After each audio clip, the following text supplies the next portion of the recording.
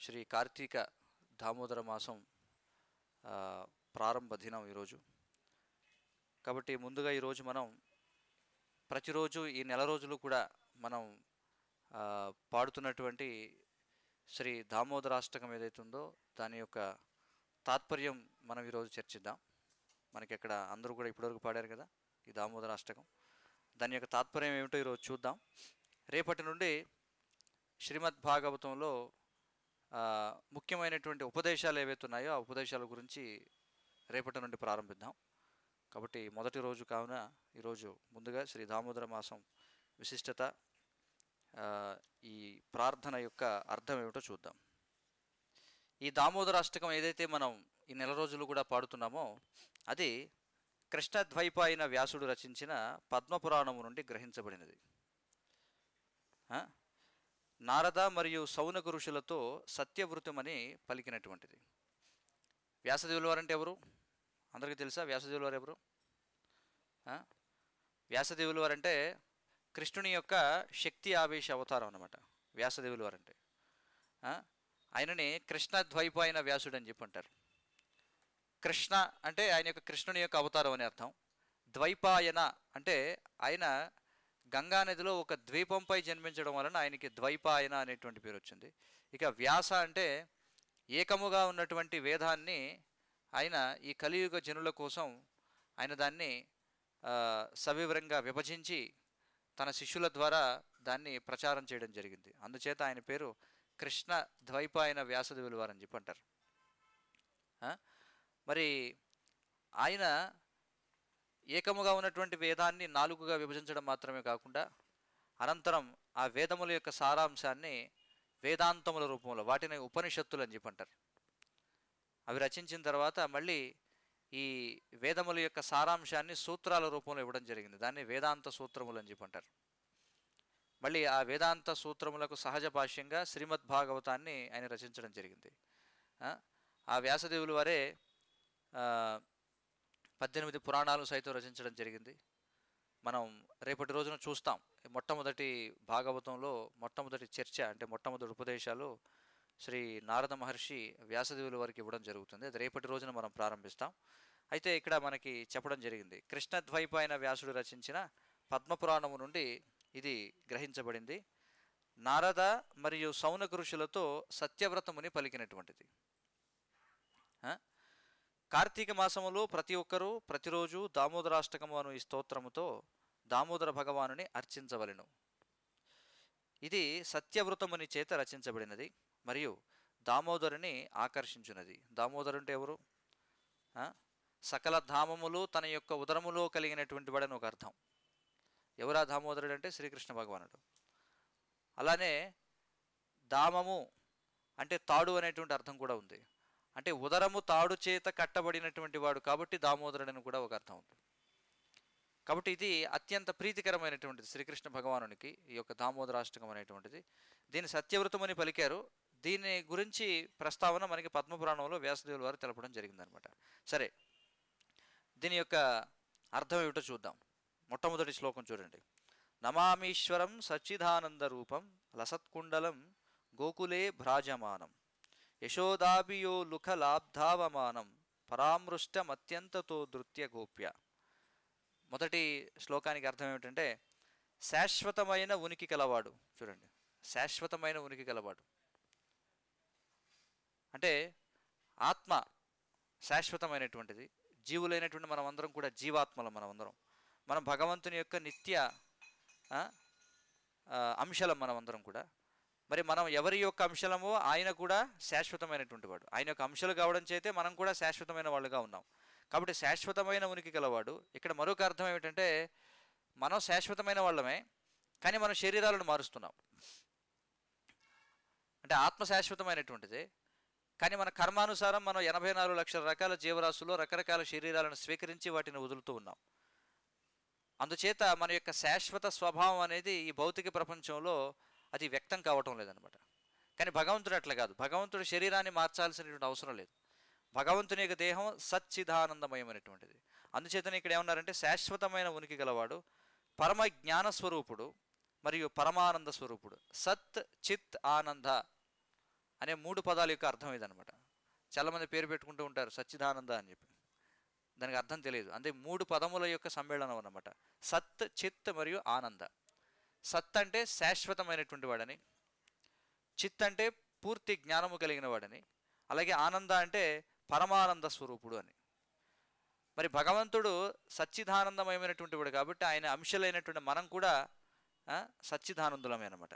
ఇక తర్వాత స్వరచేప ఆకృతిలో ముందుకు వెనుకకు ఊగుచున్న చెవిలోలకులను కలిగి ఉన్నవాడు. చూడండి, ఆయన యొక్క చెవిలోలకులు ఎలా ఉన్నాయట అంటే స్వరచేప ఆకృతిలో ఉన్నాయట, ముందుకు వెనుకకు ఊగుతూ ఉన్నాయి అని చెప్పి అంటున్నారు. దివ్యధామమైన గోలోకములో ఎంతో సౌందర్యవంతముగా ప్రకాశించువాడు. చూడండి, భగవంతుని యొక్క ధామం ఏమిటి అంటే గోలోక బృందావనం, అత్యున్నతమైనటువంటిది. ఇక్కడ చెప్పారు నమామీశ్వరం సచ్చిదానంద రూపం. ఆ ఈశ్వరుడు ఎవరైతే ఉన్నాడో, నియంత్రించేవాడు పరమేశ్వరుడు ఎవరైతే ఉన్నాడో, సచ్చిదానంద స్వరూపుడు ఎవరైతే ఉన్నాడో, లసత్ కుండలం, లసత్ అంటే స్వరచేప, కుండలం అంటే కర్ణకుండలములు, గోకులే బ్రాజమానం, గోకులే అంటే ఏమిటి గోలోక బృందావనం అన్నమాట. అక్కడ బ్రాజమానం ఎంతో సౌందర్యవంతముగా ప్రకాశించువాడు.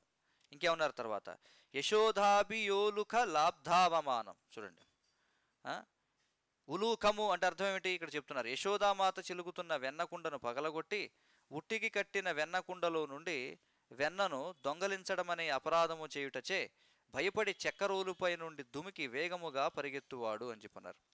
యశోధాభియోలుక లాబ్ధావమానం పరామృష్టమత్యంత తోదృత్య గోప్య. ఉలూక బంధనము అని చెప్పి కూడా అంటాం దీన్నే. ఉలూక బంధనం అంటే ఏమిటి? ఉలూకము అంటే మనం ఈ ఏవైతే రకరకాల దినుసులు ఉంటాయో వాటిని దంచేటువంటిది అనమాట. ఈ రోల్ అని చెప్పి అంటాం కదా, దాన్ని ఉలూకము అని చెప్పి అంటారు. కాబట్టి ఎందుకు కట్టివేసింది యశోదామాత అంటే ఉదయం మనం చర్చించాం ఈరోజు. శ్రీమద్ భాగవతంలో 10వ స్కందంలో శ్రీకృష్ణ భగవానుని యొక్క లీలలన్నీ కూడా వివరించబడ్డాయి. అందులో 9వ లీలలో భాగంగా ఇది చెప్పబడింది. యశోదామాత శ్రీకృష్ణుని కట్టివేయడం కారణం ఏమిటో మనం చూసాం. కారణం ఏమిటి అంటే ఈ పరిచారకులు ఎవరైతే ఉన్నారో, పరిచారకులు అంటే దాసీజనులు ఎవరైతే ఉన్నారో వారు వేరే పనిలో నిమగ్నమై ఉండడం చేత యశోదామాత స్వయంగా ఏం చేస్తుంది, ఆమె వెన్నకుండలో ఈ పెరుగు కుండలో వెన్న చిలుకుతూ ఉందన్నమాట. కానీ అదే సమయానికి కృష్ణుడు వెంటనే ఆకలిగా ఉందని రోధించడంతో యశోదామాత ఏం చేస్తుంది, ఆ పనిని పక్కన పెట్టి ఆమె తన స్తన్యమును ఇస్తుందన్నమాట. అంటే తన యొక్క రొమ్ము పాలను ఇస్తుంది కృష్ణుడికి. కానీ అదే సమయంలో పక్కన పొయ్యి మీద పాలు పొంగిపోతూ ఉంటాయి. అవి పొంగి పొయ్యిలోకి పడిపోతామనే భయంతో ఆమె ఏం చేస్తుంది, పాలు తాగుతున్నటువంటి కృష్ణుని అలాగే పక్కన పడేసి వెళ్ళి ఆ పాలను చూసుకోవడానికి వెళుతుంది.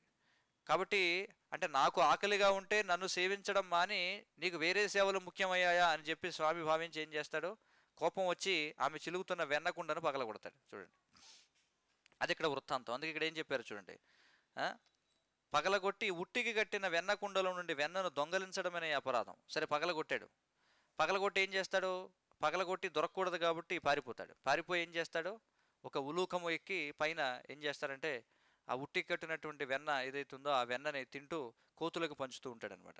కాబట్టి ఈ అపరాధము చేయుటచే భయపడి చెక్కరోలుపై నుండి దుమికి వేగముగా పరిగెత్తువాడు. కానీ అతని కంటే వేగంగా వెంటబడిన యశోదామాత చేత పట్టుబడిన వాడైనట్టి దేవాది దేవుడైన శ్రీ దామోదరునికి నా వినయపూర్వక ప్రణామములు అని చెప్పుకుంటున్నారు. ఇది ప్రథమ శ్లోకం యొక్క అర్థం అన్నమాట.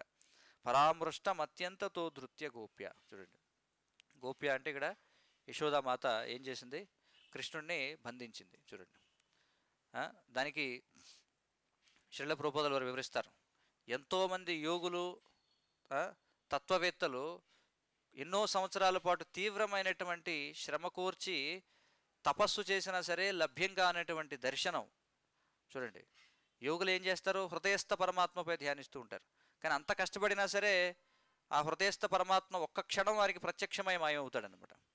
అంత తీవ్రమైన శ్రమ చేసినా యోగులకు లభ్యం కానటువంటి భగవంతుడు ఒక చిన్న పిల్లవాడై ఏం చేస్తున్నాడు, యశోదామాత చేత కట్టివేయబడుతున్నాడు అనమాట. ఇది ఇక్కడ విశేషం. తర్వాత 2వ శ్లోకం.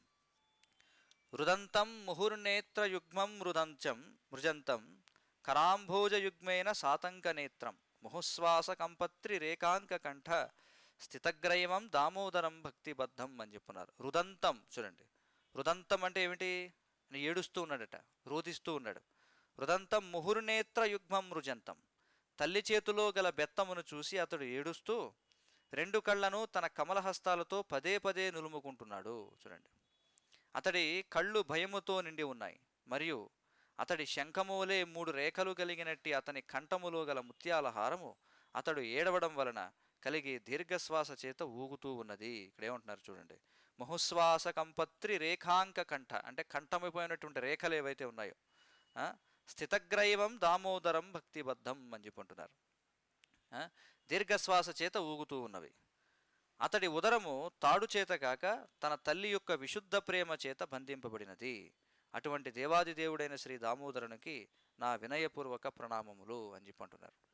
ఇదంతా కూడా మనం ఉదయం కూడా చర్చించాం. ఏమిటంటే శ్రీమద్ భాగవతంలో ఈ నవమ లీల ఏదైతే ఉందో అందులో ఉన్నటువంటి విశేషాలనే సత్యవ్రతముని ఈ మధురమైనటువంటి గీత రూపంలో నారదుడు మరియు సౌనకాది ఋషులకు తెలియజేస్తాడనమాట. దానినే మనం పాడుకుంటూ ఉన్నాం.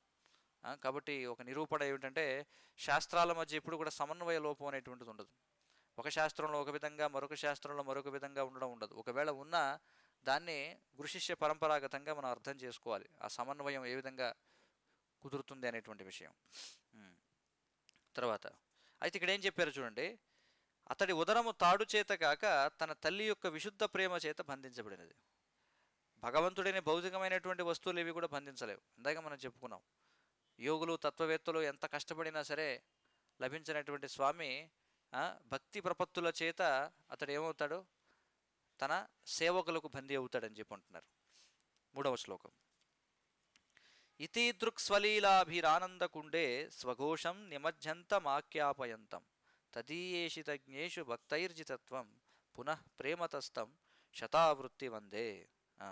ఇటువంటి బాల్యలీలలతో అతడు గోకులవాసులను పారవస్యమనే కుండములలో ముంచెత్తుతున్నాడు. చూడండి, గౌరవ ప్రపత్తులు మిశ్రితము కాని విశుద్ధ ప్రేమ ఐశ్వర్యభావరాహిత్యమును కలిగిన భక్తులకే తాను వశమవుతానని మహోన్నతమైన ఐశ్వర్య భావనలో మునిగిన తన భక్తులకు వెల్లడి చేస్తున్నాడు.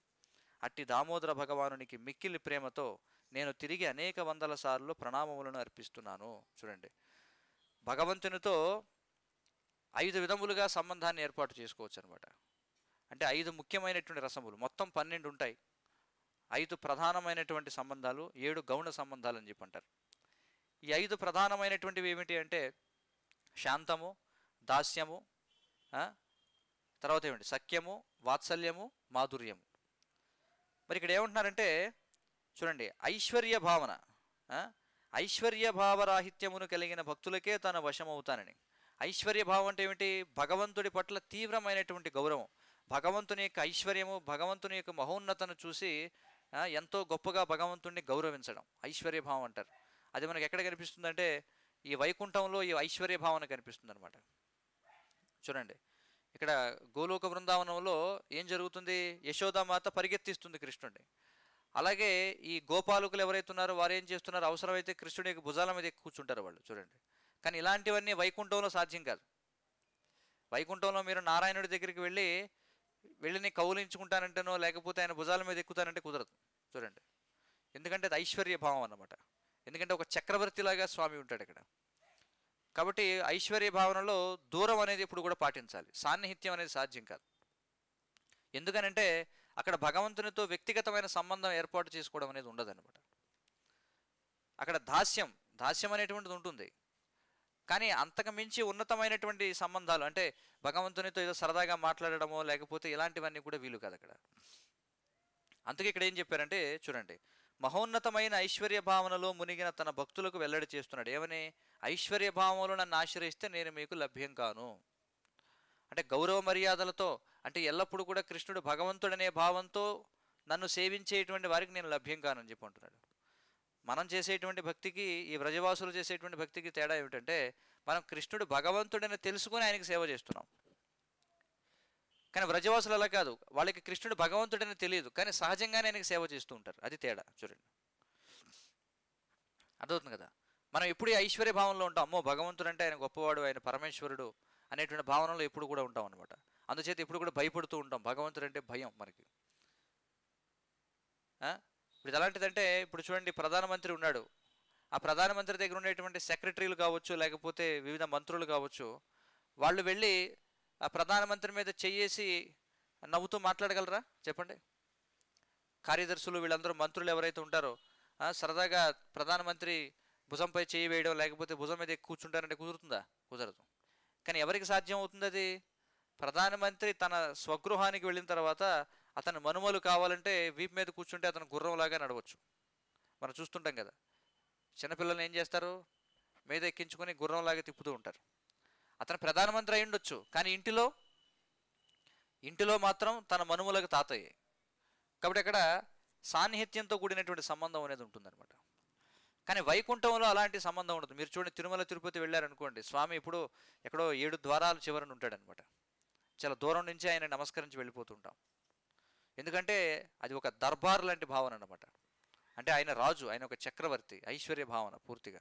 అక్కడంతా కూడా గౌరవ మర్యాదలతో చాలా మీరు చూడండి, మన సాంప్రదాయంలో మనం దేవాలయంలో చాలా గొప్పగా కీర్తన చేస్తూ ఉంటాం, లేకపోతే నృత్యం చేస్తూ ఉంటాం, మేళతాళాలతో చక్కగా సందడిగా ఉత్సవంగా ఉంటుంది.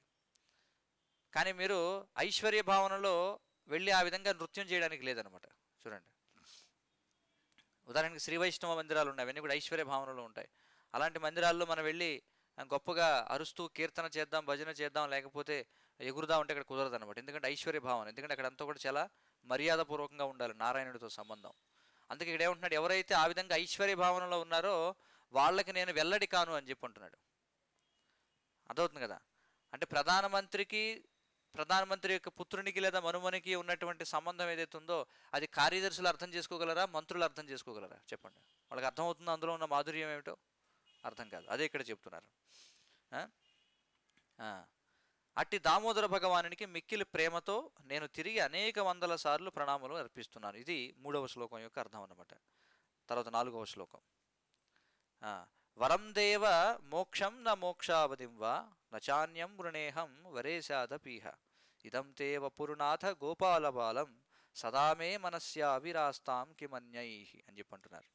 అర్థం ఏమిటంటే, ఓ దేవా, నీవు అన్ని రకాల వరములను ఇచ్చేందుకు సమర్థుడవైనప్పటికీ నేను నిరాకార ముక్తిని కానీ, వైకుంఠములో శాశ్వత జీవితమునిచ్చే సర్వోత్తమ ముక్తిని కానీ, నవవిధ భక్తి ద్వారా పొందదగిన మరిటువంటి వరమును కానీ కోరను. ఏమంటున్నారు చూడండి, ఏమంటున్నారంటే 5 రకాల ముక్తులు ఉంటాయి.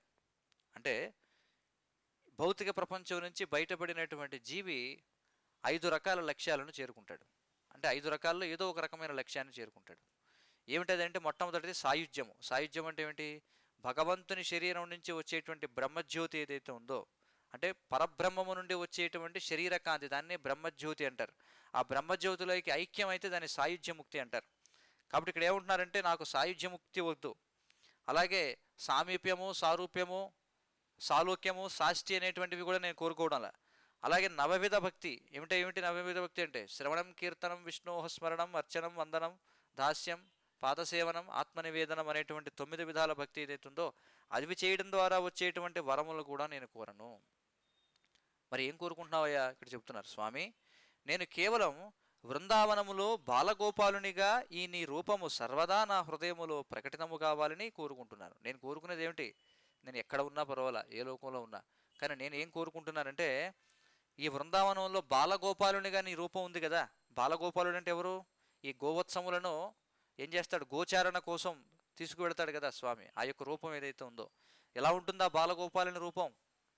బ్రహ్మదేవుడు చూశాడు ఆ రూపాన్ని. ఏం చేస్తాడు ఆయన? నెమలి పింఛం ధరించి ఉంటాడు, వనమాల ధరించి ఉంటాడు, కుడి చేతిలో ఏముంటుంది? పిల్లన గురువి ఉంటుంది, ఇక్కడ నడుముకేమో ఈ కొమ్ము బూర దోపుకుని ఉంటాడు, ఎడమ చేతిలో చల్ది ముద్ద పట్టుకుని ఉంటాడు. చూడండి, ఇది బాలగోపాలుని రూపం అంటే. అర్థవుతుంది కదా? కాబట్టి ఆ రూపాన్ని ఎల్లప్పుడూ కూడా నేను నా హృదయంలో నేను చూడాలని కోరుకుంటున్నాను. ఇతర వరముల వలన నాకేమిటి ప్రయోజనం? నీ రూపాన్ని నేను ఎప్పుడు దర్శించగలిగితే చాలు అని చెప్పి అంటున్నాడు అనమాట. 5వ శ్లోకం, ఇదం తే ముఖాంభోజమత్యంత నీలైర్ వ్రతం కుంతలై స్నిగ్ధరక్తైశ్చ గోప్య ముహుశ్చుంభితం బింబరక్తాధరం మే మనస్యావిరాస్తామలం లక్షలాభై అని చెప్పి అంటున్నారు. ఇంకేమంటున్నారు చూడండి, ఓ స్వామి, నీ మెత్తని నల్లని కురులతో చుట్టబడిన నీ ముఖపద్మమును యశోదామాత పదే పదే ముద్దులాడుతోంది. మరియు నీ పెదవులు బింబాఫలముల వలె ఎర్రగానున్నవి. నీ ముఖపద్మము యొక్క ఈ సుందర దృశ్యం నా హృదయములో సదా ప్రకటితమగుగాక. వేలకు వేల ఇతర వరములతో నాకు అవసరము లేదు అని చెప్పి అంటున్నారు. చూడండి ఏమంటున్నారు. మనకి చిన్నపిల్లలు చూస్తే ఉంగరాలు జుట్టు అని చెప్పి అంటాం. ఈ వెంట్రుకలు అవన్నీ కూడా ఎలా ఉన్నాయట అంటే చాలా నల్లని కురులతో చుట్టబడిన నీ ముఖపద్మము, ముఖాన్ని పద్మముతో పోల్చారు. పద్మం అంటే మనకు తెలిసిందే. అలాంటి ముఖాన్ని యశోదామాత పదే పదే ముద్దులాడుతుంది. చిన్నపిల్లలు ఎవరన్నా బుద్దుగా ఉంటే ఏం చేస్తారు? పదే పదే ముద్దులాడుతూ ఉంటారు. ఓకే, లిమిట్ అవసరం లేదు. కాబట్టి ఇంకేమంటున్నారు చూడండి. నీ పెదవులు బింబాఫలముల వలె ఎర్రగానున్నవి. బింబాఫలములు చక్క ఎర్రగా ఉంటాయన్నమాట. అలా ఉన్నాయి నీ యొక్క పెదములు. నీ ముఖపద్మము యొక్క ఈ సుందర దృశ్యం నా హృదయంలో సదా ప్రకటితముగాక. అంటే ఏం కోరుకుంటున్నారంటే నాకేమీ అవసరంలా, నీ యొక్క రూపం ఏదైతే ఉందో అది ఎల్లప్పుడూ నా హృదయంలో ప్రకటితం అయితే చాలు. నేను ఎప్పుడు కళ్ళు మూసినా కళ్ళు తెరిచినా నాకు ఆ దృశ్యం కనిపిస్తే చాలు. నాకు వేలకు వేల వరముల యొక్క అవసరమే ఉందని చెప్పుకుంటున్నారు. ఎందుకంటే స్వామిని నిరంతరం చూడగలిగితే ఇంకా అంతకంటే వేరే వరముల యొక్క అవసరమే ఉంది చెప్పండి.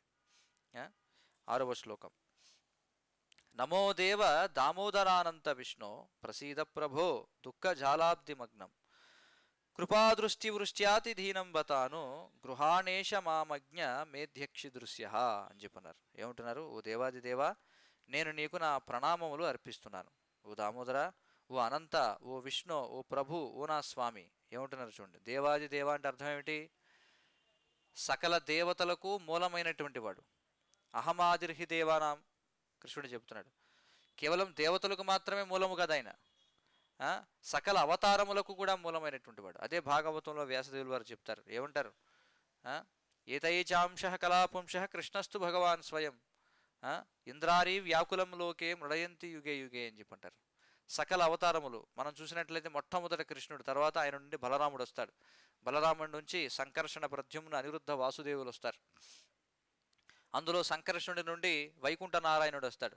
ఆ వైకుంఠ నారాయణుడి నుండి మళ్ళీ సంకర్షణ, ప్రద్యుమ్న, అనిరుద్ధ, వాసుదేవులు రెండవ చతుర్వ్యూహం అంటాం. అందులో ఉన్నటువంటి వాసుదేవుని నుంచి మళ్ళీ శ్రీ మహావిష్ణువు వస్తాడు, కారణోదక సాయి విష్ణువు. ఆయన నుండి మళ్ళీ అనంతకోటి బ్రహ్మాండాలు ఉద్భవిస్తాయి. వాటిలోకి మళ్ళీ ఆయనే ఎలా ప్రవేశిస్తాడు? మళ్ళీ గర్భోదక సాయి విష్ణువుగా ప్రవేశిస్తాడు. ఆ తర్వాత మళ్ళీ ప్రతి జీవి యొక్క హృదయంలోకి, ప్రతి పరమాణువులోకి ఆయన మళ్ళీ క్షీరోదక సాయి విష్ణువు పరమాత్మగా ప్రవేశిస్తాడు. ఈ విధంగా ఆయన అనేక రకాలైనటువంటి విస్తరణలన్నీ కూడా ఉన్నాయన్నమాట. అందుకే ఇక్కడ ఏమన్నారంటే ఆయన్ని ఓ దేవాది దేవ అని చెప్పి అంటున్నారు. ఓ దామోదర, దామోదర అంటే అర్థం చూసాం. ఓ అనంత, అనంత అంటే ఏమిటి? అనంతమైనటువంటి వాడు, అనంతమైన కీర్తి కలిగినటువంటి వాడు. భగవంతుడికి సంబంధించిన ప్రతీదీ అనంతంగానే ఉంటుందన్నమాట. మీరు ఏ లక్షణం చెప్పండి, ఏ లక్షణమైనా సరే సరే అవన్నీ కూడా అనంతంగానే ఉంటాయి. ఓ విష్ణు, మరి ఆయనే కదా. విష్ణు అంటే అర్థం ఏమిటి? విష్ణు అంటే ఈరోజు మనం చర్చించాం. ఏమిటి విష్ణు అంటే? విష్ణు అంటే అర్థం ఏమిటి? సర్వత్రా వ్యాపించి ఉన్నటువంటి వాడు విష్ణువు అని చెప్పండి. ఓ ప్రభు అంటే ఓ యజమాని, ఓ అధిపతి, ఓ నా స్వామి, నాపై కృపచూపము, నాపై నీ కృపాదృష్టిని వర్షించి ప్రాపంచిక దుఃఖ సాగరములో మునిగిన ఈ మూర్ఖుని ఉద్ధరింపుము. చూడండి ఏమని కోరుకుంటున్నారు? ప్రాపంచిక దుఃఖ సాగరంలో మునిగామని చెప్పుకుంటున్నారు. ఏమిటి దుఃఖసాగరం?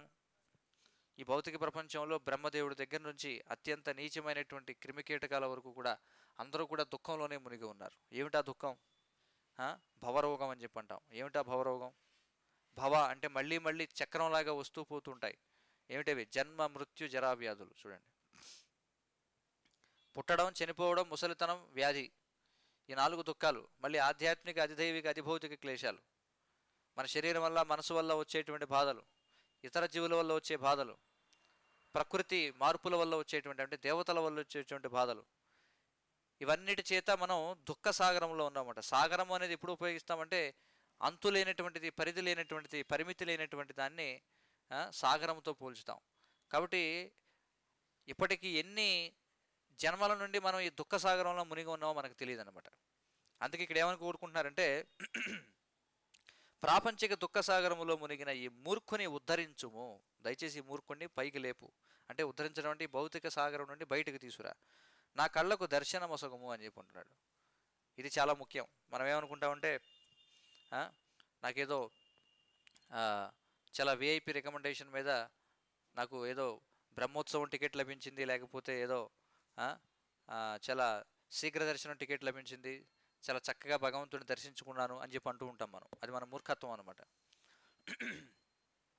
మన యొక్క భౌతికమైన నేత్రాలతో మనం భగవంతుని దర్శించలేం, ఇది తెలుసుకోవాలి. నిజంగా మనం భగవంతుని దర్శిస్తే మనకి ఇంకా మళ్ళీ ఈ భౌతిక అస్తిత్వం అనేటువంటిది ఉండదు అనమాట.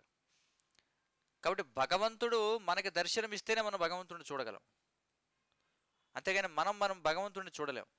ఎందుకంటే భగవంతుడు మన భౌతిక నేత్రాలతో చూడదగినటువంటి వస్తువు కాదు.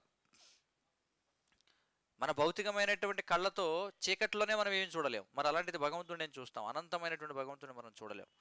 కాబట్టి భగవంతుడిని మనం చూడాలి అంటే ఏం చేయాలంటే, భగవంతుడే ప్రత్యక్షమై మన కళ్ళకు ఆ యొక్క శక్తినిచ్చి ఆయన మన కళ్ళకు దృశ్యమైతే, అంటే ఆయన కనిపిస్తే తప్ప మనం చూడలేము అనమాట. అందుకే మరి బ్రహ్మ సంహితలో చెప్పబడింది ఏమంటది, ప్రేమాంజన చురిత భక్తి విలోచనైన సంత సదైవ హృదయేషు విలోకయంతి అని చెప్పి అంటారు. ఎవరు కనిపిస్తారట భగవంతుడు అంటే, ప్రేమ అనేటువంటి అంజనమును కళ్ళకు పూసుకున్నవారు. అంజనము అంటే కాటుక. ప్రేమ అంటే ఏమిటి ఇక్కడ అర్థం? ప్రేమ అంటే భౌతిక ప్రపంచంలో ఈ స్త్రీ పురుషుల మధ్య ఉండేటువంటి కామం కాదు ప్రేమ అంటే. కామము అంటే ఏమిటి అర్థం? కామం ప్రేమ రెండు ఉన్నాయి, రెండు రకాల పదాలు. భౌతిక ప్రపంచంలో ప్రేమ పేరుతో చలామణి ఇదంతా కూడా కామమే అన్నమాట. అంటే భౌతిక ప్రపంచంలో ఈ కామం ఎంతవరకు ఉంటుంది? ఒకరి ఇంద్రియాలను ఒకరు సంతృప్తి పరచగలిగినంత వరకు ఈ వ్యాపారం కొనసాగుతుంది, ఇంద్రియ వ్యాపారం. కానీ భగవంతుని విషయంలో దాన్ని ప్రేమ అని చెప్పి అంటాం, ఎందుకంటే ఏదో ఆశించి చేసేటువంటిది కాదు భగవత్ సేవ. కాబట్టి ఆ ప్రేమ అనేటువంటి అంజనమును కళ్ళకు పూసుకున్న ఎవరైతే సంత సదైవ హృదయేషు విలోకయంతి, ఈ ప్రేమ అనేటువంటి అంజనమును కళ్ళకు పూసుకునేటువంటి సంత అంటే సాధువులు ఎవరైతే ఉన్నారో వాళ్ళు ఏం చేస్తారంటే ఎల్లప్పుడూ తమ హృదయంలో స్వామిని దర్శిస్తూ ఉంటారట. చూడండి, కాబట్టి ఇక్కడ సత్యవ్రతముని చేసే ప్రార్థన ఏమిటంటే ఆ విధంగా దర్శనం ఇవ్వమని చెప్పి అంటున్నాడు, అంతేగాని ఏదో టికెట్ కొనుక్కునే దర్శనం చేసుకునేది కాదనమాట. 7వ శ్లోకం. కువేరాత్మజౌ బద్ధమూర్త్వైవ యద్వత్ త్వయామోచితౌ భక్తిభాజౌ కృతౌ చ తథా ప్రేమభక్తిం స్వకామ్మే ప్రయచ్చ నమోక్షే గ్రహోమేస్తి దామోదరేహ. ఏమంటున్నారు చూడండి, ఓ దామోదర, ఏ విధముగానైతే నీవు చక్కరోటికి కట్టబడిన తరువాత కుబేరుని 2 పుత్రులైన నలకూబేర మణిగ్రీవులను నారదుని శాపము నుండి విముక్తి కలిగించి మహాభక్తులుగా మార్చావో, అదే విధముగా నాకు నీ పట్ల ప్రేమభక్తిని ప్రసాదించుము. నేను కేవలం దీని కొరకై పరితపిస్తున్నాను, మరి ఏ ఇతరమైన ముక్తిని నేను ఆశించను అని చెప్పి అంటున్నాడు. ఇది మనకి శ్రీమద్ భాగవతం 10వ స్కందంలో శ్రీకృష్ణ లీలలు ఏవైతున్నాయో అందులో 10వ లీలగా మనకి చర్చకు వస్తుంది. వీటి గురించి తెలుసుకోవాలనుకున్న వాళ్ళు ఈ శ్రీమద్ భాగవతం 10వ స్కందం యొక్క సారాంశం దేవాది దేవుడు శ్రీకృష్ణ భగవానుడు అనేటువంటి గ్రంథంలో ఇవన్నీ కూడా చక్కగా వివరించారు ఆచార్యుల యొక్క భాష్యంతో, అందులో మనం చూడొచ్చు. ఆయన ఏం చేశారట, చక్కరోటికి ఉలూకమునకు బంధింపబడినటువంటి స్వామి ఏం చేశాడు తర్వాత, ఆయన ఏమనుకున్నాడంటే, ఓహో నేను వెన్నకుండను అంటే యశోదామాత చిలుకుతున్న పెరుగుకుండను పగలగొడితేనే ఆమె నన్ను ఈ రోటికి కట్టేసిందే, మరి దానికే నన్ను ఇంతగా మందలించింది, మరి ఇప్పుడు ఆమె మరొక తప్పు చేసింది ఏమిటి, నన్ను ఈ రోటికి కట్టివేయడం ఇంకో మహా పెద్ద తప్పు. చూడండి, ఏదో కొండ పగలగొట్టాను కదా అని చెప్పి బెత్తం పట్టుకుని నా వెంట పరిగెత్తుకుంటూ వచ్చింది ఆ అల్లరి చేసినందుకే. మరి ఇప్పుడు ఇంకా పెద్ద తప్పు చేసింది ఏమిటి, నన్ను కట్టేసింది ఉలూకానికి, కాబట్టి ఇంకా పెద్ద అల్లరి చేయాలనుకున్నాడు ఆయన. అల్లరి చేద్దాం అనుకుని ఇలా చూడగానే ఎదురుకుంటా ఏం కనిపించాయి, 2 అర్జున వృక్షాలు కనిపించాయి. అర్జున వృక్షాలు అంటే మద్ది చెట్లు.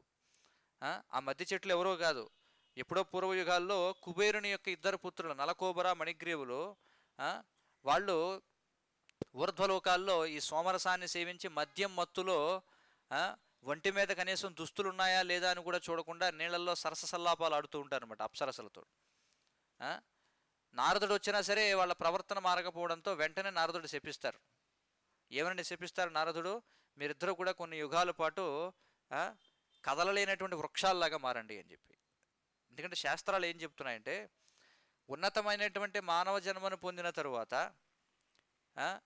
భగవత్ చైతన్యాన్ని పెంపొందించుకోవడం మాని ఈ కామకలాపాల్లో మునిగిపోయేవారు ఎవరైతే ఉన్నారో, అంటే నగ్నత్వం వైపు ఆసక్తి చూపించేవారు ఎవరైతే ఉన్నారో వారందరూ కూడా వారి గతి ఏమిటంటే తర్వాత జన్మలో వారు నగ్నంగా కొన్ని వందల సంవత్సరాల పాటు నిలబడే శిక్ష వారికి లభిస్తుందట. చూడండి, చెట్లు చూడండి, చెట్లుగా ఏమన్నా వస్త్రాలు ఉన్నాయా? వస్త్రాలు ఉండవు. అలాగే ఎండనక వాననక మంచనక అలాగే పడి ఉంటాయి, వందల సంవత్సరాలు జీవిస్తాయి. కొన్ని వృక్షాలు వేల సంవత్సరాలు జీవిస్తాయి. ఏమిటి ప్రయోజనం? కదలలేవు. బాగా ఎండగా ఉంది కదా అని చెప్పి చెట్టు వెళ్ళి పక్క ఇంట్లో దూరడానికి అవకాశం ఉంటుందా? లేదు కదా. కాబట్టి ఎవరైతే విలువైన మానవ జన్మ లభించిన తర్వాత ఈ నగ్నత్వాన్ని పట్ల ఆసక్తి చూపిస్తారో చూడండి. ఎందుకంటే పాశ్చాత్య దేశాలు ఈ రోజుల్లో చూస్తున్నాం. ఈ రోజుల్లో అత్యంత ఖరీదైనటువంటి దుస్తులు ఏమిటంటే అత్యంత తక్కువ దుస్తులు ధరిస్తే అవి అత్యంత ఖరీదైనవి అన్నమాట. చూడండి, భక్తులు ధరిస్తారు ధోవతి కుర్తా. ఏమిటి, ఊరికి ఒక 4-5 మీటర్లు ధోవతి ఒక వస్త్రం ఉందనుకోండి, మొత్తం ఒళ్ళంతా కూడా కప్పుకోవచ్చు. దాని వెల ఎంత ఉంటుంది? మహా అయితే 200-250 రూపాయలు. కానీ మనం చూస్తుంటాం ఈ ఫ్యాషన్ పేరుతో, ఈ సోకు పేరుతో వాళ్ళు ఏం చేస్తుంటారు, స్త్రీ పురుషుల దుస్తులు, చినిగిపోయిన దుస్తులు, లేకపోతే శరీర అవయవాలన్నీ కూడా కనిపించే విధంగా ఉన్నటువంటి దుస్తులు ధరిస్తుంటారు. మరి వాటి వెల కొన్ని లక్షల రూపాయల్లో ఉంటుంది. చూడండి, ఇది కలియుగ వైపరీత్యం అన్నమాట. చూడండి, ఎంత చినిగిపోయి ఉంటే, ఎంత తక్కువగా, ఎంత కురచగా ఉంటే అంత ఎక్కువ ధర అన్నమాట దుస్తులు. ఆ విధంగా ఎవరైతే విలువైన మానవ జన్మను పొందిన తర్వాత భగవత్ చైతన్యాన్ని పెంపొందించుకోవడం మాని ఇలాంటి నీచమైనటువంటి వాటిలో నిమగ్నం అవుతారో వాళ్ళకి ప్రకృతి విధించే శిక్ష ఏమిటంటే వాళ్ళు చెట్లలాగా నగ్నంగా నిలబడాలన్నమాట కొన్ని సంవత్సరాల పాటు. అర్థవుతుంది కదా. ఇలా ఎవరైతే మనం చూడండి సినిమాల్లో, నాటకాల్లో, లేకపోతే అసభ్యంగా అర్ధనగ్నంగా లేదా పూర్తి నగ్నంగా వ్యవహరిస్తూ ఉంటారో వాళ్ళందరికీ ఇదే గతి శాస్త్రం చెబుతుంది. కాబట్టి వీళ్ళిద్దరూ కూడా ఆ విధంగా నగ్నంగా ఒళ్ళుపై తెలియకుండా వ్యవహరించడం చేత మత్తులో ఉండి నారదుడు శపించాడనమాట. ఏమని, మీరిద్దరూ కూడా కొన్ని యుగాల పాటు చెట్లలాగా నిలబడి ఉండండి. కానీ వాళ్ళు ప్రాధేయపడటంతో ఆయన మళ్ళీ సడలిస్తాడు. ఏమంటాడంటే, మీరేమీ దిగులు చెందాల్సిన అవసరం లేదు. మీరు నంద యశోధల యొక్క పెరట్లో మీరు అర్జున వృక్షాలుగా ఉంటారు. అప్పుడు శ్రీకృష్ణ భగవానుడిని దర్శించుకునే భాగ్యం మీకు కలుగుతుంది అని చెప్పి అంటాడు. ఆ విధంగా ఏం చేశాడట స్వామి, చక్కరోటికి కట్టబడిన తర్వాత కుబేరుని ఇద్దరు పుత్రులైన నలకూబెర, మణిగ్రీవులను నారదుని శాపము నుండి విముక్తి కలిగించాడు. ఆయన కలిగించి ఏం చేశాడు, మహాభక్తులుగా మార్చాడు. చూడండి, ఇది భగవంతుని యొక్క పవిత్రీకరించేటువంటి గుణం అన్నమాట. ఎంత నీచమైనటువంటి వాళ్ళనైనా సరే భగవంతుడు తన యొక్క దర్శన భాగ్యం చేత ఆయన పవిత్రం చేస్తాడు. ఉదాహరణకి మనం వాల్మీకి రామాయణంలో బాలకాండలో చూసినట్లయితే ఏమవుతుంది, ఈ అహల్య చేసినటువంటి తప్పిదం, అహల్య ఏం చేస్తుంది, గౌతమ ఋషి రూపంలో వచ్చినటువంటి ఇంద్రుని చేత ఇంద్రునితో ఆమె భోగిస్తుంది. ఎప్పుడైతే గౌతముడు ఈ విషయాన్ని తెలుసుకుంటాడో ఆమెను శపిస్తాడు. ఏమని, నువ్వు కొన్ని వేల సంవత్సరాల పాటు అదృశ్య రూపంలో ఉంటావు, కేవలం వాయుభక్షణ చేస్తూ ఉంటావు, భస్మముపై పడి ఉంటావు, కాబట్టి నువ్వు ఒంటరిగా ఈ యొక్క ఆశ్రమంలో ఉంటావు అని చెప్పి శపిస్తాడు గౌతమ ఋషి. ఆ విధంగా అహల్య ఏం చేస్తుంది, కొన్ని వేల సంవత్సరాల పాటు అదృశ్య రూపంలో ఆశ్రమంలో ఉండి ఆమె తపస్సు చేస్తూ ఉంటుందన్నమాట. మరి ఆమెకి ఎలా, మరి ఆమె స్త్రీ అబల కారణం, అబల ఉండడం చేత గౌతమ ఋషి ఏమంటాడంటే, నువ్వు దిగాలు చెందవద్దు. ఎప్పుడైతే విశ్వామిత్ర సమేతంగా రామలక్ష్మణులు ఈ వైపుగా వస్తారో అప్పుడు ఎప్పుడైతే రామచంద్ర స్వామి దర్శనం నీకు కలుగుతుందో వెంటనే నీవు నీ యొక్క అదృశ్య రూపం నుండి మళ్ళీ నీ యొక్క స్వరూపాన్ని తిరిగి పొందుతావు, నువ్వు పూర్తిగా పాప విముక్తి చెందుతావు, అప్పుడు మళ్ళీ నేను నీ దగ్గరికి వస్తానని చెప్పి అంటాడు. కాబట్టి ఇలా వాల్మీకి రామాయణంలో చూసినా, మనం శాస్త్రాలన్నింటిలో కూడా చూసినా సరే, అత్యంత నీచమైనటువంటి వాళ్ళు కూడా, అత్యంత పాపాత్ములు కూడా వాళ్ళు భగవంతుని యొక్క దర్శన భాగ్యం చేత, భగవంతుని యొక్క కృప చేత వాళ్ళందరూ కూడా ఉద్ధరింపబడుతున్నారు. చూడండి, ఆధునిక కాలంలో మనం చూసినట్లయితే ఈ అంతర్జాతీయ కృష్ణ చైతన్య సంఘ వ్యవస్థాపకాచార్యులైనటువంటి శ్రీల ప్రభుపాదుల వారు ఆయన పాశ్చాత్య దేశాలకు వెళ్ళినప్పుడు కిరాట, హుణాంధ్ర, పులింద, పుల్కష, ఆభీర, కసయవనాదిషు అత్యంత నీచమైనటువంటి జాతుల వాళ్ళందరూ కూడా ఆయన దర్శనం చేతనే పవిత్రమైనటువంటి వాళ్ళు ఉన్నారనమాట. అదే శ్లోకంలో మనకి చెప్తారు, శుద్ధ్యంతి తస్మై ప్రభవిష్ణవే నమః, భాగవతంలో చెప్పబడింది. ప్రభవిష్ణవే నమః ఏంటి, భగవంతుని యొక్క పాదపద్మాల చెంత ఆశ్రయాన్ని పొందిన శుద్ధ భక్తుల యొక్క సాంగత్యం చేత ఈ పైన చెప్పబడినటువంటి అత్యంత నీచ జాతుల వాళ్ళు కూడా పవిత్రమవుతారు అని చెప్పారు. మరి అలాంటప్పుడు నేరుగా భగవంతుని యొక్క దర్శనం పొందితే మరి ఎంత విశేషమో ఒకసారి చూడండి. ఆ విధంగా ఏం చేశాడట? ఆయన విముక్తి కలిగించి మహాభక్తులుగా మార్చాడట. అదే విధముగా నాకు ఎలాగైతే నువ్వు వారిద్దరి పట్ల వ్యవహరించావో నాకు నీ పట్ల ప్రేమ భక్తిని ప్రసాదించుము. నేను కోరుకునేది ఏమిటి? నీ పట్ల ఎల్లప్పుడూ కూడా ప్రేమ భక్తి నాకు కావాలి. నేను కేవలం దీని కొరకై పరితపిస్తున్నాను. మరి ఏ ఇతరమైన ముక్తిని నేను ఆశించను. సాయుజ్య, సారూప్య, సాలోక్య, సామీప్య, సాష్టి అనేటువంటి ఈ 5 రకాల ముక్తులను నేను కోరుకోవడంలా. నాకు కావాల్సిందల్లా నీ సేవ, అంతే. అదే కదా చైతన్య మహాప్రభు 500 సంవత్సరాల క్రితం శ్రీకృష్ణ భగవానుడి స్వయంగా తన యొక్క భక్తుని రూపంలో వచ్చి బోధించినటువంటిది ఏమిటి అంటే ఆయన అది కూడా అదే ఆయన ప్రార్థించారు. నేను ఏ జన్మ అయినా పర్వాలేదు, కీటకముగా జన్మించినా పర్వాలేదు, మళ్ళీ భౌతిక ప్రపంచంలో జన్మించాల్సి వచ్చినా నాకు ఇబ్బంది లేదు, కానీ నీ యొక్క భక్తుల సాంగత్యంలో నీ యొక్క సేవ లభించేలా చూడు. ఇదే వాళ్ళు కోరుకునేటువంటిది. కాబట్టి ఒక భక్తుడు ఎల్లప్పుడూ కూడా ఏమని కోరుకోవాలంటే, నేను చేసిన సేవకి నాకు గుర్తింపు కావాలి, లేకపోతే అందరూ నన్ను పొగడాలి, నాకు దండేయాలి, లేకపోతే నా యొక్క కీర్తిని అందరూ కూడా చాటాలి, లేకపోతే నాకు ఏదో ఆస్తిపాస్తులు రావాలి, భగవంతుడి సేవ చేస్తే ఇవి కాదు కోరాల్సింది. ఏం చేయాలి? ఏమైనా పర్వాలేదు. ఆశ్లిష్యవా పాదరతాం పినష్టుమాం అదర్శనాన్ మర్మహతాం కరోతువా. చైతన్య మహాప్రభు అంటారు, ఏమంటారంటే, నువ్వు ప్రేమతో నన్ను ఆలింగనం చేసుకున్నా పర్వాలేదు, నీ దర్శనం ఇవ్వక నన్ను బాధించినా పర్వాలేదు, లేదా నీ కాళ్ళ కింద వేసి తొక్కినా పర్వాలేదు. అదర్శనాన్ మర్మహతాం కరోతువా యథాతథావా విదధాతు లంపటో మత్ప్రాణనాథస్తు సయేవనాపరహ అని చెప్పుంటున్నారు. నువ్వు ఏం చేసినా నీవే నా ప్రాణనాథుడివి. కాబట్టి నేను కోరుకునేది ఏమిటంటే, ఎల్లప్పుడూ కూడా నీ యొక్క సేవను కోరుకుంటున్నాను. కాబట్టి భగవంతుని యొక్క సేవకు మించిన గొప్ప వరం మరొకటి లేదనమాట. కాబట్టి తెలివైన వాళ్ళు ఏం కోరుకోవాలంటే, భగవత్ సేవ కావాలని కోరుకోవాలి. అది చాలా వివేకం కూడా. చూడండి, మీకు అమెరికా ప్రధాని దగ్గర కార్యదర్శిగా ఉద్యోగం వచ్చిందనుకోండి. ఉద్యోగం వచ్చినప్పుడు మీరు ఆలోచిస్తారా? మీకు ఏదో ఆఫర్ లెటర్ పంపించారు, ఏమిటి అతడు ఏమన్నా డొనాల్డ్ ట్రంప్ దగ్గర పర్సనల్ సెక్రటరీ పోస్ట్.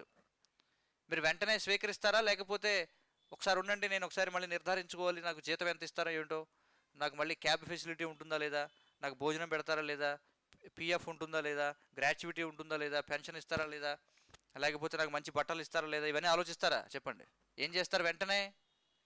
వెంటనే స్వీకరిస్తారు. కారణం ఏంటంటే, ఆ పాత్ర మనం పోషించగలిగితే చాలు, మిగిలినవన్నీ మన వెంట ఉంటాయి. అవునా కదా? అవునా?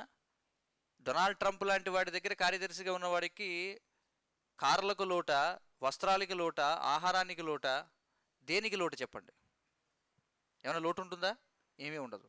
కానీ మూర్ఖుడైన వాడు ఏం చేస్తారంటే, అది తెలియక ఏం చేస్తారంటే భౌతికమైనవి కోరుకుంటాడనమాట.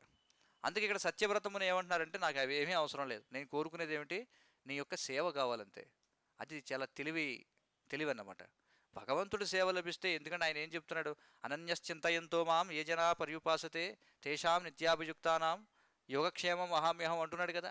ఏమంటున్నాడు? ఎవరైతే అనునిత్యము నా యొక్క సేవలో నిమగ్నమై ఉంటారో వాళ్ళ యొక్క యోగక్షేమాలు నేను చూసుకుంటానంటున్నాడు. యోగక్షేమం అంటే అర్థం ఏమిటి అంటే, సేవలో భాగంగా సేవకుడు నాతో కలిగినటువంటి సంబంధానికి ఎల్లప్పుడూ కూడా ఇబ్బంది కలగకుండా నేను చూసుకుంటాను. అంటే ఆ జీవి ఎప్పుడూ నా సేవలో ఉండేలా నేను చూసుకుంటానంటున్నాడు. మరి భగవత్ సేవ ఉన్నప్పుడు మనకి లోటే ఉంది చెప్పండి? ఏమన్నా లోటు ఉందంటారా? చెప్పండి.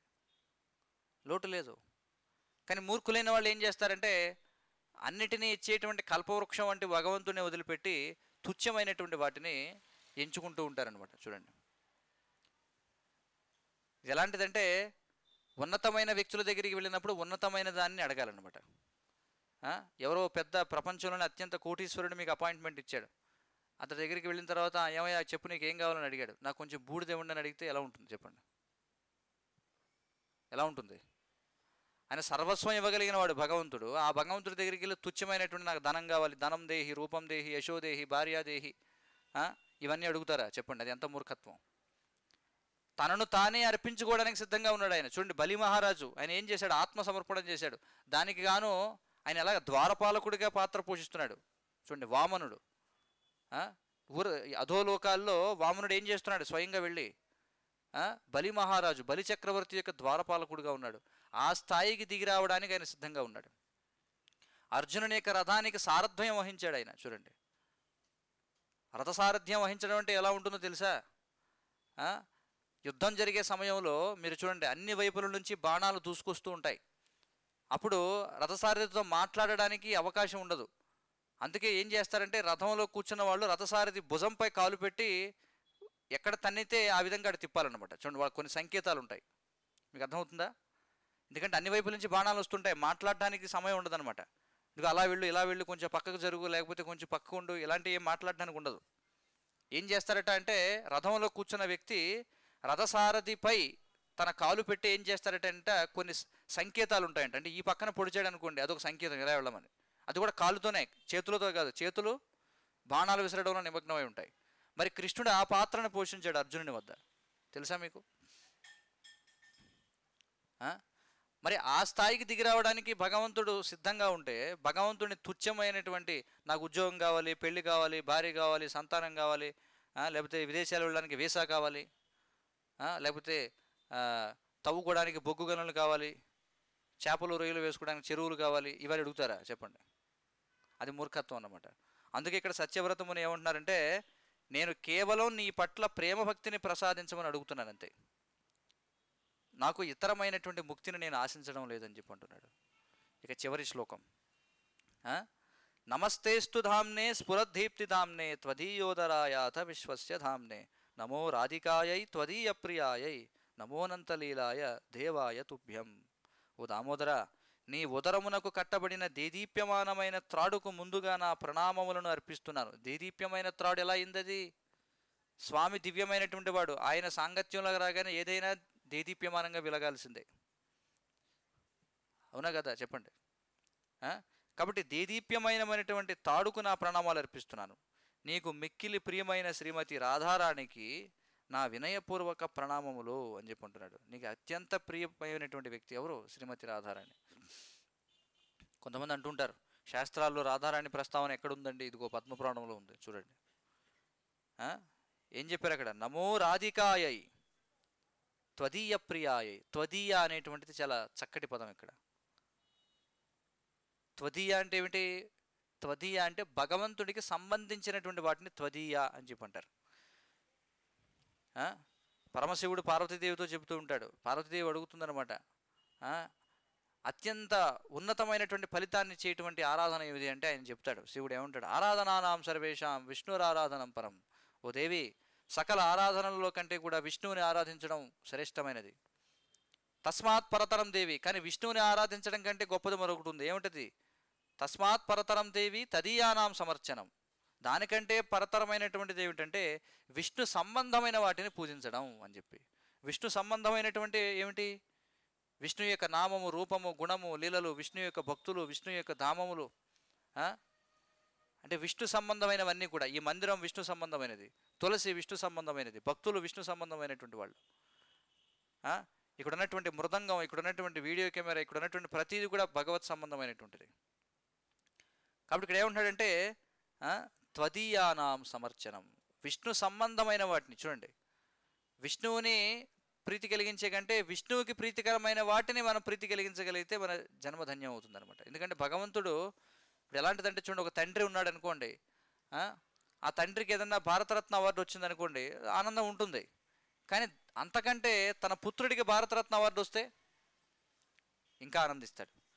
ఎందుకని అంటే నాకు సంబంధించినది, నాకు ప్రియమైన వాడు సంతృప్తి చెందాడు కాబట్టి నాకు ఇంకా ఆనందం అనమాట. చూడండి, అందుకే ఇక్కడ సత్యవ్రతముని ఏమంటున్నారంటే నమో రాధికాయై త్వదీయ ప్రియాయై. నీకు అత్యంత ప్రియమైనటువంటి రాధారానికి నా యొక్క ప్రణామములు, మరియు అనంత లీలలను ప్రదర్శించే దేవాది దేవుడమైన నీకు నా సమస్త ప్రణామములను అర్పిస్తున్నాను. అనంత లీలలు చూడండి, స్వామి యొక్క లీలలు అనంతమైనటువంటివి అన్నమాట. అర్థమవుతుంది కదా? కాబట్టి అనంతమైనటువంటి లీలలన్నీ కూడా మనకి వైదిక శాస్త్రాలలో ఇవ్వబడ్డాయి. ముఖ్యంగా మనకి శ్రీమద్ భాగవతం ఏదైతే ఉందో దానికి శ్రీకృష్ణ భగవానునికి ఎలాంటి వ్యత్యాసం లేదన్నమాట. ఆ శ్రీమద్ భాగవతం చాలా విశేషమైనటువంటిది. అందులో భగవంతుని యొక్క లీలలన్నీ కూడా చెప్పబడ్డాయి, ఇలాంటి మధురమైనటువంటి లీలలన్నీ కూడా. కాబట్టి మా యొక్క విన్నపం ఏమిటంటే ప్రతి ఒక్కరూ కూడా ఈ భగవద్గీత, భాగవతం, ఈ గ్రంథాలన్నీ కూడా ప్రతి ఒక్కరూ కూడా చదవడం ద్వారా మీ జీవితాన్ని ధన్యం చేసుకోండి. అలాగే కలియుగంలో మనకి భగవంతుడు చాలా సులభంగా లభిస్తున్నాడు. ఏ విధంగా? హరేర్నామ హరేర్నామ హరేర్నామయో కేవలం కలవు నాస్తియేవ నాస్తియేవ నాస్తియేవ గతిరంజధ. హరినామము తప్ప కలియుగంలో మరొక మార్గము లేదు, మరొక మార్గము లేదు, మరొక మార్గము లేదు అని చెప్పారు. అందుచేత ప్రతి ఒక్కరు కూడా హరే కృష్ణ హరే కృష్ణ కృష్ణ కృష్ణ హరే హరే, హరే రామ హరే రామ రామ రామ హరే హరే అనేటువంటి మహామంత్రాన్ని జపించడం ద్వారా మన హృదయాన్ని పవిత్రం చేసుకొని భగవంతుడు మన హృదయంలో దర్శనం ఇవ్వడానికి తగినటువంటి ప్రదేశంగా దాన్ని మార్చుకోవాలి. అది ఎలా వీలవుతుందంటే చేతోదర్పణమార్జనం భవమహా దావాగ్ని నిర్వాపణం. కాబట్టి ఈ మనసు అనేటువంటి దర్పణాన్ని శుభ్రం చేసేటువంటిది ఏమిటంటే ఈ యొక్క హరినామ సంకీర్తనం. పరం విజయతే శ్రీకృష్ణ సంకీర్తనం అని చెప్పన్నారు. కాబట్టి శ్రీకృష్ణ సంకీర్తనను స్వీకరించి దయచేసి అందరూ కూడా ఈ మానవ జన్మని విజయవంతం చేసుకోవడానికి ఈ ఉత్సవాలు ఇవన్నీ కూడా ఒక చక్కటి అవకాశం అన్నమాట. హరే కృష్ణ. కాబట్టి ఈరోజు మనం ఈ దామోదరాష్టకం యొక్క తాత్పర్యం మనం చూసాం.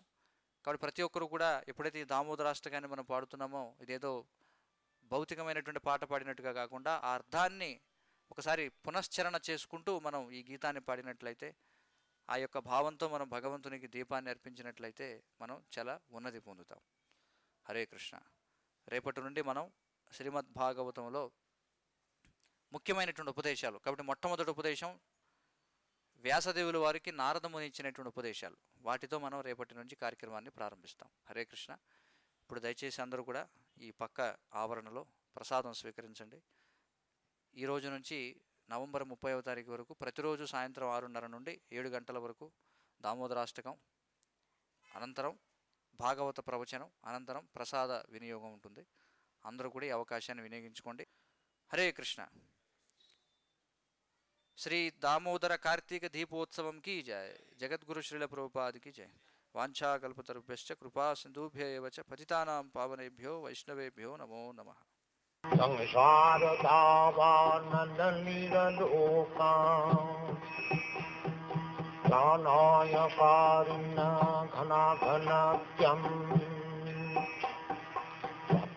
सकल वंदे गुरु श्री चरणारविंदम्.